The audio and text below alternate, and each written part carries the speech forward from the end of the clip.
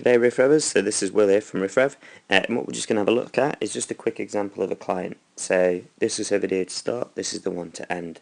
What we saw at the start was a little bit of knee hyperflexion, a little bit of a sinking through the hips, the shoulders coming up a little bit, which was preventing her being as straight as possible, and also, quite significantly, we saw initial contact with her strides being made in front of her hips and being made from heel to midfoot, if you can see that there.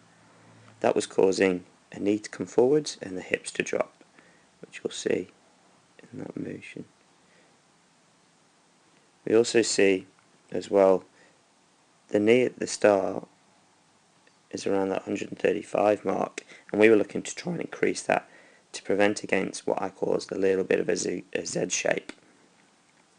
So that's initially what we saw, and with that contact being made in front, that was preventing her from maintaining good efficiency. It was acting as a brake and was causing the onset of shin splints.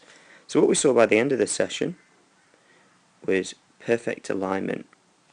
So when she was making contact, she had good alignment from head to toe, whereas at the start we saw her foot way out in front, which was preventing that efficiency.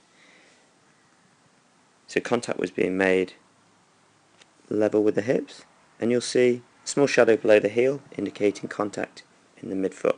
That knee angle consequently increased,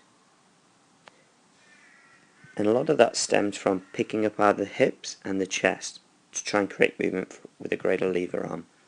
So whereas at the start when she was creating movement from the waist down, she's creating movement at the end, way above.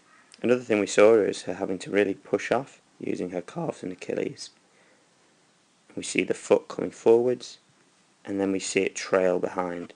Whereas what we see here, her legs were completely relaxed, and that caused a cyclic motion as she kicked away.